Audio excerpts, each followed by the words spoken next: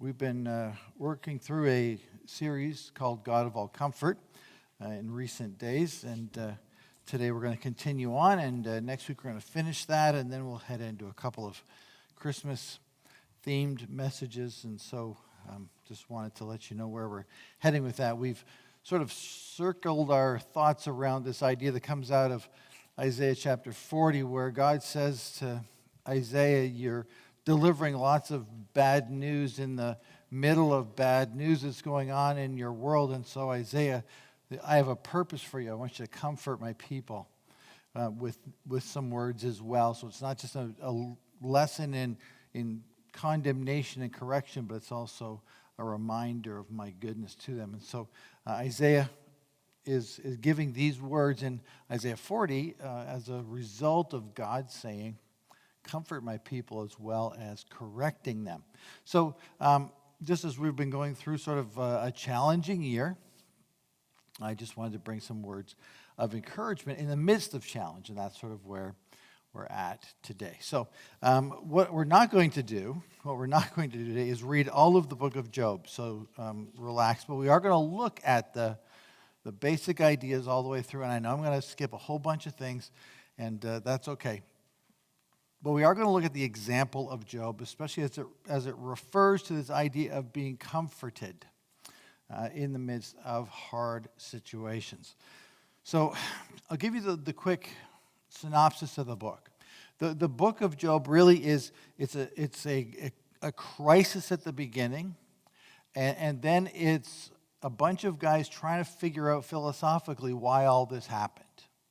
That's really the best way to describe the book. And so what you see is you have a few chapters of a story of what happens, and then you have a discussion group that takes the bulk of the book, and at the end, God sort of butts into the conversation and clarifies all their thinking for them, which is a good thing to do. So the book of Job is an interesting one, because it's got lots of philosophy in it. So if you're into philosophy and why things happen and those sorts of things, Job would be a good book to look at. But it is a challenging one as well. So we're not going to dig into the philosophical ideas so much today, as we are going to look at the ideas of finding comfort in challenging days. So let's just begin at the very beginning of the book, and this gives us a context, it gives us a framework to understand the rest of what we're going to look at today. So number one, let us understand this, that Job was comfortable. By any definition of the word, he was comfortable. In our day, we would simply say that he had it made. He had everything sorted out, that he was in a great place in just a multitude of ways, and he was comfortable. So let's take a look at the first 5 verses and see what it has to say. There was a man in the land of Uz whose name was Job. And that man was blameless and upright, who feared God and turned away from evil. There were born to him 7 sons and 3 daughters. He possessed 7,000 sheep, 3,000 camels, 500 yoke of oxen, 500 female donkeys, and very many servants. So this man was the greatest of all the peoples of the East. His sons used to go and hold a feast in the house of each one on his day, and they would send and invite their 3 sisters to eat and drink with them. And when the day of the feast had run their course, Job would send and consecrate them, and he would rise early in the morning and offer burnt offerings according to the number of all of them. For Job said, it may be that my children have sinned and cursed God in their hearts. Thus Job did continually. Job was comfortable. He was incredibly wealthy. And in fact, it describes him as the greatest of all the men of the East. He was the most probably wealthy, powerful person in the region.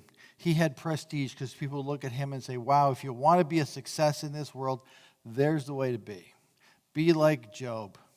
The Bible tells us also he was successful spiritually, that he worshiped the one true God, that he was not a man that headed towards sinful actions. He's a man who headed towards righteous actions.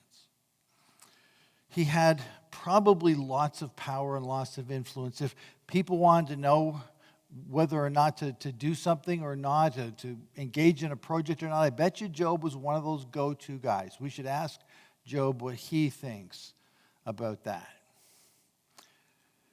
So Job sort of had the whole package together. He was comfortable. Life was good. And he had everything that a person could possibly want. He had seen God bless him immeasurably. And then a conversation happens. We won't look into it, but essentially it's a conversation between Satan and God. And God is saying, look at this guy. Satan, I want you to look at what a real, true follower of mine looks like, and one that is faithful, and I can trust him, and he is one of the great followers of the one true God. So there was this conversation, and Satan says, of course he loves you, God, because you bless him, so let me take some stuff away from him. And God says, I think you're going to be surprised. But go ahead, you can't touch him, but you can take away things around him. The result of that was that Job is devastated economically. So let's take a look at what happens. Then there was a day when his sons and daughters were eating and drinking wine in their oldest brother's house, and there came a messenger to Job and said, the donkeys were plowing, the oxen were plowing and the donkeys feeding beside them. And the Sabeans fell upon them and took them and struck down the servants with the edge of the sword, and I alone have escaped to tell you. While he was yet speaking, there came another, said, the fire of God fell from heaven and burned up the sheep and the servants and consumed them, and I alone have escaped to tell you. While he was yet speaking, there came another and said, the Chaldeans formed 3 groups, made a raid on the camels and took them and struck down the servants with the edge of the sword, and I alone have escaped to tell you. That's a bad day. That's a bad 3 minutes. And in a moment, everything that Job was sort of holding onto as far as economics and certainty and security and all those things were just instantly wiped away. All of the ways that he was keeping score, or the people in that day kept score of wealth, it was all gone. All gone. And God allows this test to prove Job's faith. In fact, he's proving it to Job, but he's also proving it to the enemy of Job, Satan. He allows stuff to come and to devastate us sometimes to get our attention. In fact, 2008 was one of those moments where people lost incredible amounts of money in their pension plans, and people that had sort of thought were okay were immediately, within days, their value in their pension plans had all gone away. And people were panicking because they thought we'll never be able to retire. And in some cases, some of those people are still working. But the point was this, that when you put all of your security in something that can be taken away really quickly, all of a sudden that is a great test of your faith. 2020 probably isn't much different in some ways. We haven't lost all the economic ground that we did a few years ago, but this year something else was taken away. Sort of our ability to just go and do what we want when we want. I don't know if you want to call that freedom. I don't know if you want to call that just autonomy. I don't know if you want to call that independence. Whatever that is, but those things have been taken away. So there's been some struggles and challenges even in 2020, and I just want to encourage our hearts in this, that God can use even the most difficult of situations to bring glory to himself. And so in those moments, we need to find comfort, not despair. So while 2020 is probably nothing that anybody would have wanted, it doesn't mean it's a wasted year. And I got to be honest with you, I kind of felt that way. Somewhere in the middle of the summer, I was kind of like, this year has been a waste. we just sort of ground down to doing very, very little. And I'm sure I'm not the only one that felt that way. And so when you look back on 2020, you might go, I'm not sure anything happened. Anyway, the point is this, that when we sort of get our security and our help and our value out of things that can be taken away quickly, that's what happens. And God is going to use all of what's about to happen to test and to mature and to harden the faith of Job. Because he was devastated economically. Like, he had incredible wealth and it was gone in a moment, but that wasn't even the worst part. He was destroyed emotionally. And look what happens next, because it gets way, way worse. And while that guy who was talking about the camels was still speaking, there came another. Your sons and daughters were eating and drinking wine in their oldest brother's house. Behold, a great wind came across the wilderness and struck the four corners of the house, and it fell upon the young people, and they are dead. And I alone have escaped to tell you. And Job arose and tore his robe and shaved his head and fell on the ground and worshipped.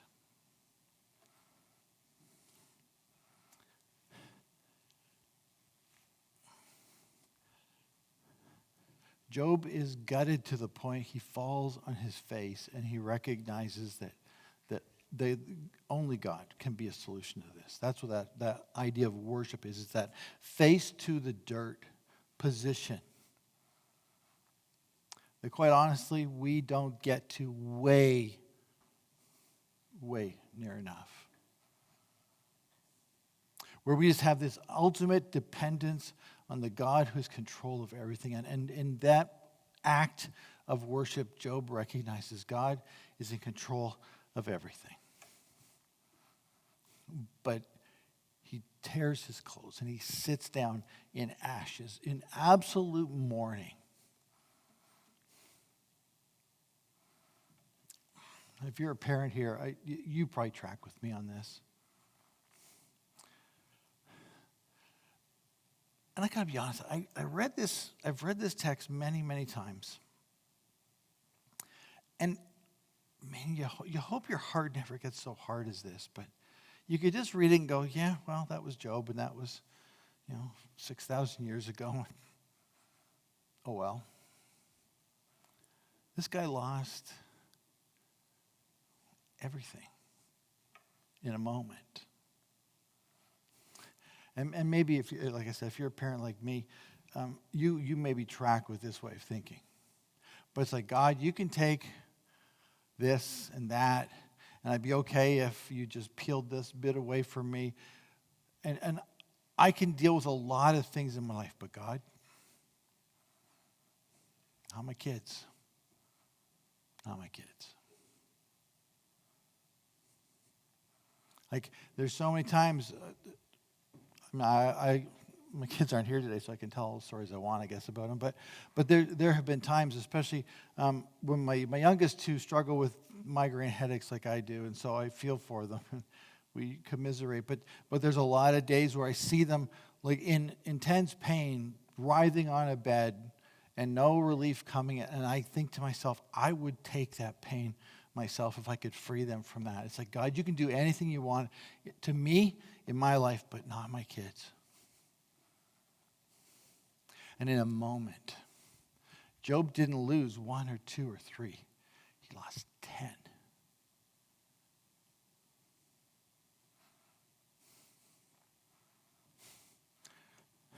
So here's my take.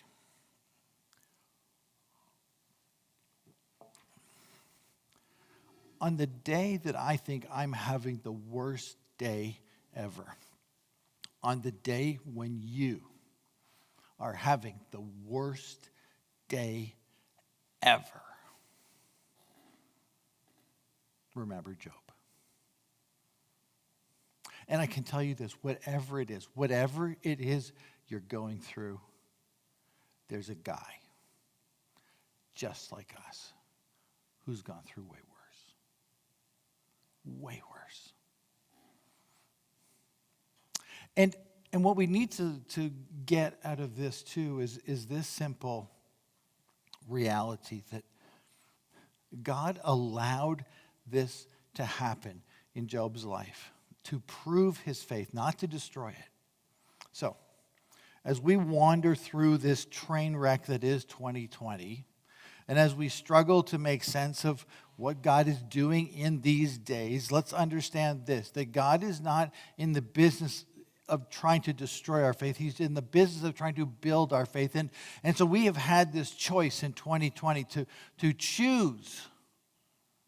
Do we really trust God in all of this? Do I really trust that God is in control of all of this? Do I really believe that God has got this and he's working out everything according to his perfect will or not? Because if I'm not convinced of that, then my faith will falter. My faith will crumble because I think there's a God who is out of control. He does not have control. He has lost control. But if I believe that God is doing everything according to his perfect will to bring him the most glory, then whatever 2020 can throw at me, I go, I'm okay. I can trust in a God who proves himself to be faithful in my life, has proven it before. He will do it again. He is not a God who is about to abandon us. God has not flipped the reins over the back of the horse in 2020 and said, do what you want. He is firmly in control, and he is bringing everything about according to his purpose. 2020 is not a mistake. It's just hard. It's just hard. So, he was comfortable, devastated economically, destroyed emotionally.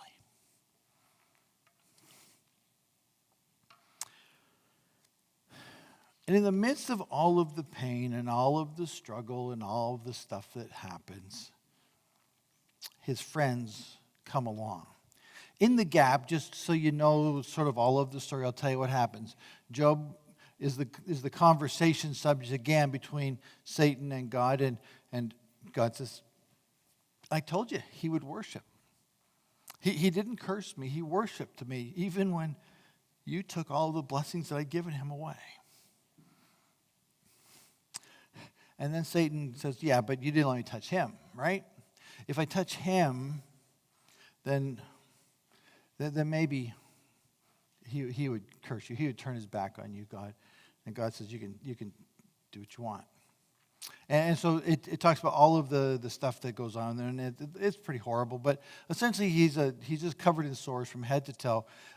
And as his friends arrive, he is in the process of breaking a piece of pottery, and just put this into a word picture in your brain. He is scraping the sores with a piece of broken pottery off his body, because they stink so bad and they smell so bad and they're so disgusting. He's just trying to get rid of everything he can.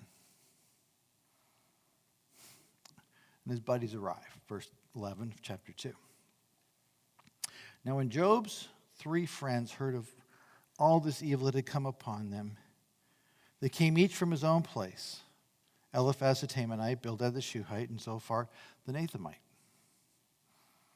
They made an appointment together to come and to show him, and here's some important words, some sympathy and comfort him.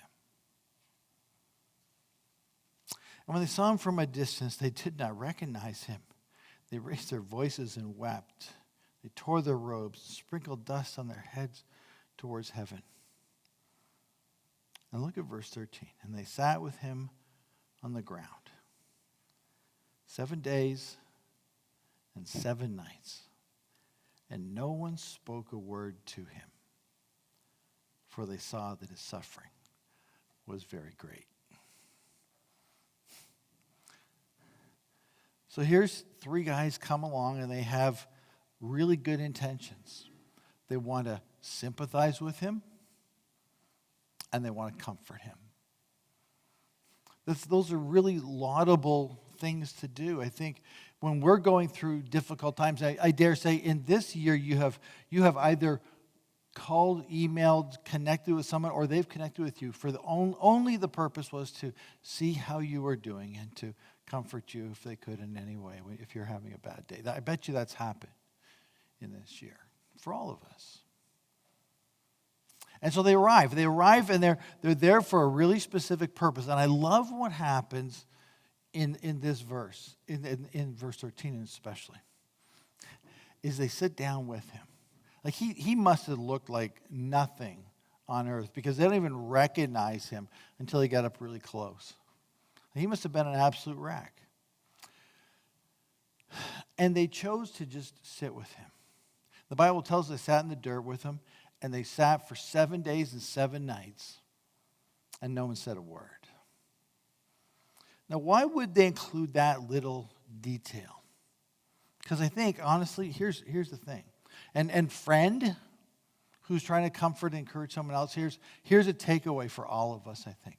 The secret was their silence. I don't know about you. I tend to want to fix people's problems. And we want to fix them by saying or doing what's appropriate. And we try and fix everything. The reality is that there's very little that I can fix. Even through my words of encouragement. I mean, it's got to be a change usually of heart on the other side. But we try and do that. But their secret was their silence. They just showed up and they were broken and they were as busted as Job was over all that had happened. And the secret that they had and the thing that we should take away from that is sometimes people just need us to be there.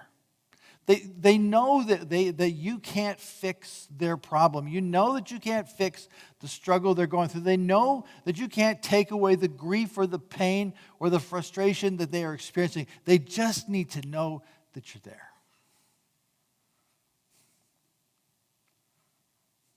And sometimes we miss the opportunity because we convince ourselves that, well, it's okay if I don't go there because I can't do anything to solve the problem anyway. And I think if we learn anything out of the story of these guys is that just being there was all Job needed to know he wasn't alone in his mourning and in his pain. He was there, and there were friends that were there to sympathize and to comfort him. We are here for you, Job. There's a great ministry that anybody can do. Is that not true? Is there anybody in this room that cannot sit and be quiet? I think you all just volunteered because you just proved that. And the point is this. People just need to know that you're there. You're not going to be able to solve all their problems. You can't change circumstances, and we certainly can't take care of world situations, but we can be there for people. And if all we can do is sit, we can say, I'm here for you. I'm with you. And we will trust God together to work it out. So here's what happens. The thing that falls apart from this point on, honestly, is they start talking.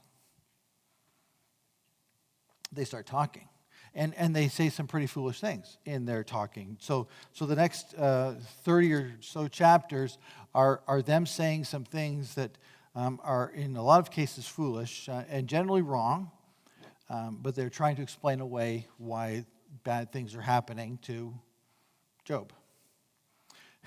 And so that's what sometimes we do. We tell people why all of the things that they've done are bad and why they're reaping what they have sown, and we have all the right verses. We have all the right religious ideas that we give to them, but what they really just need is for us to be there and be quiet. And Job's friends try and be all theological in the next 30 chapters, but they just do tremendous damage to his heart, I think.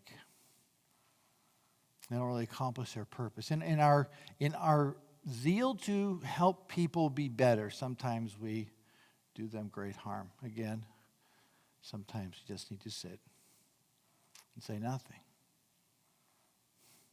And they do what we do. They turn into verbal bullies to Job. Well, Job, if you did this instead of that, then it would be better. And if you hadn't done this and had done that instead, then things would be better. And they give all the reasons why. And we don't say it in those terms, but we do say that we use our words to hurt people sometimes instead of helping them, because we say, well, it would be better if you did this, didn't do that. We do. And sometimes, all they need is for us to be here. And the reason I say that, we're going to find out in a bunch of chapters, but there's a good reason why their words are not helpful. In the meantime, Job's not having a very good time of it either. And all of chapter 3 is really Job's despair. And I guess I will just summarize the thought by this. He has come to sort of the end of himself, which is where God really wants us to be, I think, most of the time. It's like when God brings us to the end of ourselves, it's there that he can actually start working and doing what he wants to do in our lives.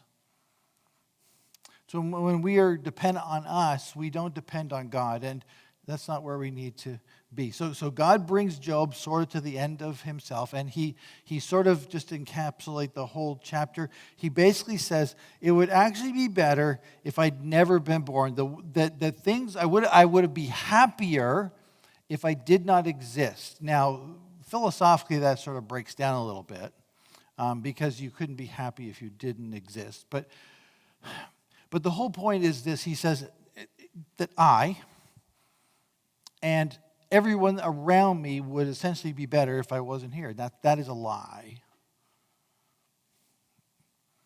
That is a lie. So he had to come to that spot, but he was in complete despair because he thought, there's nothing left to live for. Even his wife said, why don't you just curse God and die? Why don't you just do that? Because God will just strike you dead, lightning bolt, whatever, and you'll just be dead, and that'll be great. See, he doesn't even have a wife that is helping and encouraging him. And then his 3 friends come along. And so Job's at this, he's about as low as you can get, I think. He's about as low as he gets, because he's working through all this. God, why would you let all these things happen to me? What is going on in my life? What are you trying to do with me?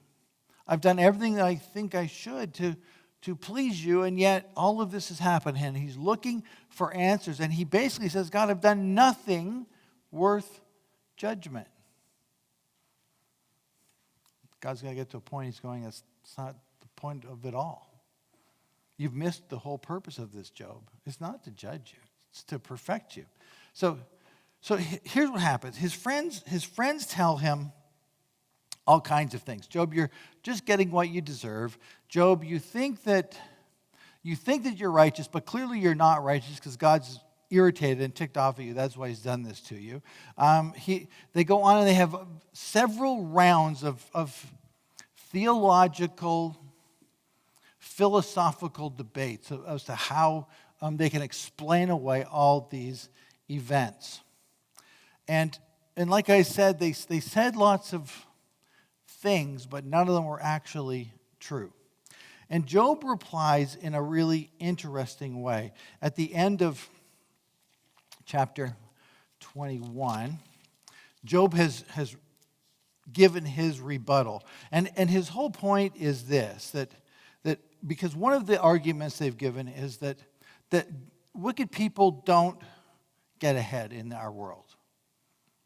That's one of their arguments. So Job, clearly you're a wicked person because you're not getting ahead. You've had everything taken away from you. And Job says, no, actually that's not true. The wicked do prosper in our world. And the book of Ecclesiastes is full of words that talk about the frustration of that like wicked people in our view seem to get ahead. And those that want to do what pleases God and what is right pay the penalty sometimes for it. And that seems so inequitable. And so that's sort of their argument that they're bringing here. It's like Job, you think that you're righteous, but you're not. And that's why God's judging you. And Job goes, but don't just look around. Look at the wicked people all around us that are prospering. So what you're saying is foolishness. And these are the friends that are trying to comfort him by telling him you're a wicked person. That's why God has taken all this stuff away from you. See, they really have no answers, which is why they would have been better to just stay back in chapter 2 with their mouth closed. But they don't. But look what Job says. Look at verse 34 of chapter 21. How then will you comfort me? If that's why you came, how will then you comfort me with your empty nothings? Philosophical ideas. How are you going to comfort me? He says, there's nothing left of your answers but falsehood. You're wrong. You're just flat out wrong. You're sounding all theological, but you're wrong. That's what he comes to conclude. The wicked do prosper, and you don't have anything to help me with. Well, still doesn't seem very good, does it? So finally, chapter 38. After another couple of rounds of these discussions, God kind of goes, time out. I got to stop this foolishness. And he interacts with them, and he has a discussion. And he tries to, and what he's really doing in this moment, in the moment where life is hard, really, really, really hard for Job, and his friends have been absolutely zero comfort to him, God is going to say, now I'm going to help you understand why you should be comforted even in the midst of all the hard stuff. And God is now going to unpack a flurry of questions and statements that are just going to leave Job absolutely gobsmacked, jaw on the ground, no words to say. So let's just read a few of them, and we'll see what it's going to be like. And this is going to go, just so you know, from chapter 38 all the way through chapter 41. But I won't read all that. I'm just going to read the first few verses as God interacts. And the Lord answered Job out of the whirlwind, out of the chaos that was going on around in verse 1. And he says this, who is it that darkens counsel by words without knowledge? And he's asking this question. Why are you trying to explain me when you don't understand me? Why are you trying to explain the way I'm operating when my ways are higher than your ways and you do not understand the way I operate? God asks that. That's a great question, isn't it? Because we as human beings will try and come up with all the right explanations as to why things are happening in our lives. We'll come up because we want to know why. Why did that happen? What was the result of that? What was the reason behind it? How did we get here? All those, and the truth is this: God says, "Why are you trying to figure out the stuff that you will never, ever, ever figure out? Why are you making dirty what's already clean? Well, you're making dark what is light." Verse 2 says. Look at this. He says, "Dress for action like a man." I think King James says, "Gird up your loins like you're going to war." And he says, "I will question you, and I will make it known to you." God says, I'm going to reframe the way you are looking at life, Job. And I hope this is the thing that is going to bring comfort to us. God says, let me put things into perspective for a moment. And here's some questions. Job, you think you're important. You're a big roller in us. You got tons of stuff. Where were you when I laid the foundations of the earth? Tell me if you have understanding. Who determines its measurements? Surely you know that. Or who stretched the line upon it, or where its base is sunk, or who laid its cornerstone? You must know all that. When the morning stars sang together and all the sons of God shouted for joy. Job, where were you when I made it all?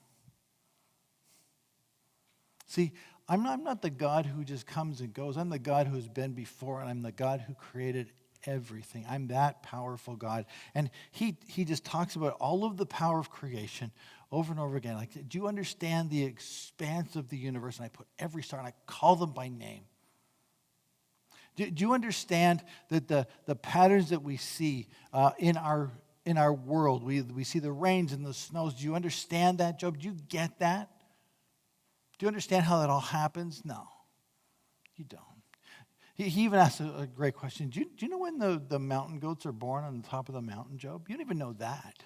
And he goes on and on and on. And God is just saying, Job, you're trying to understand this when you don't even understand this. You're trying to understand my big plan and the big situation. You can't even figure out your little life. And he's trying to frame Job not to scare him or to deride him, but to comfort him. He says, because Job, I know you don't have control, but the God who's control of everything does. That's the point he's trying to make. He asks all these questions, and he takes all of chapter 38, 39, 40, and 41, most of it, he takes and just asks question after question after question.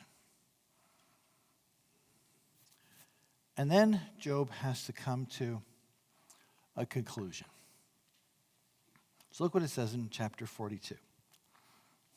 And Job answered the Lord and said, I know that you can do all things, and that no purpose of yours can be thwarted. Who is this that hides counsel without knowledge? He says, I've been trying to fake it. I've been trying to get all the right answers and figure it all out, and I don't even have a bit of knowledge when it compares to you. Therefore, I've uttered what I did not understand. Things are too wonderful for me, which I did not know. He says, I'll never know. I'll never understand your ways, God. That's what he comes to. Hear and I will speak. I will question you and make it known to you. This is God. And I heard when I had heard of you by the hearing of your ears, but now my eyes see you. Therefore, I despise myself and repent in dust and ashes. That's the end of Job's sort of dialogue there. Job came to the important conclusion that while life didn't make sense in that moment, there was a God who was in control, and it made perfect sense to him for his purposes and for his glory. And in the moment, Job doesn't understand it, and he really comes to this better conclusion, and I never will. I just think our time is gone. But I just think when we get to heaven, I know right now, you're probably not letting me, but I've got a list in my head of questions that I'm going to ask God. Why did this happen? Why did this happen? What about this? Why would you do this? And I'm going to talk about the people that I think he took so soon and took way too soon. I'm going to talk about the people that he let survive and should have taken them out way before he did. I'm going to talk about evil and wickedness and all those. I'm going to ask God. I have this whole list of questions I'm going to ask God. But I've got a feeling that when I get to heaven, God's just going to say, here's the plan. And I'll go, oh, of course, that makes perfect sense. See, in the now, I don't think I'm ever going to get the answer. And I've got all these questions. I think when we start to view stuff from God's perspective, we're going to go, of course you would do that. Because you're God. And you see this, and I don't even understand this. So draw comfort in the God who is way bigger than my problems or my struggles or my failures or my burdens or my grief. And then he goes on, and here's how we sort of get the framework for understanding all of the chapters that come before. Look at verse 7. And the Lord has spoken these words to Job after he had said all of these words, asked all these questions, and Job came to the right conclusion. The Lord said to Eliphaz the Temanite, my anger burns against you and against your two friends. Why? For you not have spoken of me what is right. God says, you've been blaming me, and it's not me to blame. You've been saying that this is all my fault. You've been saying it's all Job's fault. You've been saying that it's a result of sinfulness. It's a result of all kinds of things. And God says, no. You need to understand this. What you've been saying is not right. As my servant Job has. See, Job had the legitimate questions. God, why is this happening to me?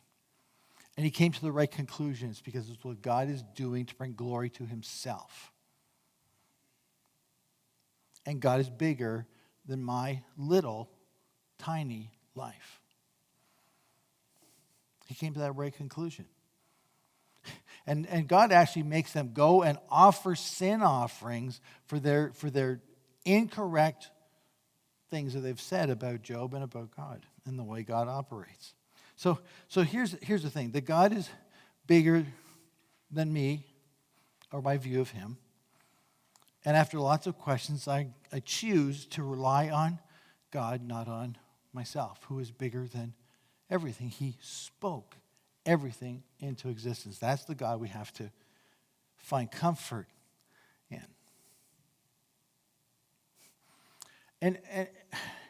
And I think the book of Job could have been good to just have stopped right there. To come to the right conclusion about God would have been a great way to end the story. But here's the heart of our Heavenly Father, who's bigger than our struggles and bigger than our problems and bigger than 2020. He doesn't stop there. Because in all of this, Job doesn't sin. Verse 10 and following, look what happens. The Lord restored the fortunes of Job. When he prayed for his friends, the Lord gave Job twice as much as he had before. God just didn't replace it. God blessed him abundantly more. And they came to all of his brothers and sisters and all who had known him before and ate bread with him in his house. They showed him sympathy and comfort for all the evil that the Lord had brought upon him. And that's an interesting thought, but the Lord had allowed to come upon him is a better way of putting it. And each of them gave him a piece of money and a ring of gold. And the Lord blessed the latter days of Job more than the beginning. He had 14,000 sheep, 6,000 camels, 1,000 yoke of oxen, and 1,000 female donkeys. And he had also 7 sons and 3 daughters. And so you ask yourself, hang on a second, time out. He had 7 sons and 3 daughters before. And I said that he gave him twice as much as before. How come he didn't give him 14 sons and 6 daughters? I think this is one of those great, if we don't miss it, there's the eternality of the soul of man right there. Because he had 7 sons and 3 daughters here, and he had 7 sons and 3 daughters with the Lord. And he called the daughters Jemima and Keziah, and it goes on and just talks about, and the names have meaning, we don't want to get into that. But look at this, and in all the land, and again, they take time to say these things. And in all the land, there was no women so beautiful as Job's daughters. And their father gave them an inheritance among their brothers. And after this, Job lived 140 years. And look at this. Here's a good life. Not an easy life. Not a life without pain and struggle. But here's the best part of it all. And he saw his sons and his sons' sons' 4th generations. And Job died an old man, full of days. See, at the end of it, I think Job found great comfort, not in what he had, but in who God was. And when he got content with that and happy with that, God was pleased to bless him beyond what he could possibly have imagined. I know 2020 has been a hard time. The point is this. We look at Job and we go, you know what? God can redeem a lousy year. He can redeem a lousy epoch of time in our own lives. God can do anything. We need to keep our faith set and sure on him. He's the God who is bigger than all of it. And he is one that we can trust, and therefore we should find comfort. Let's pray. Father, thank you for your word. Thank you that you've given us the story of a guy who lived many years ago but went through a really hard patch, kind of like a lot of us are these days.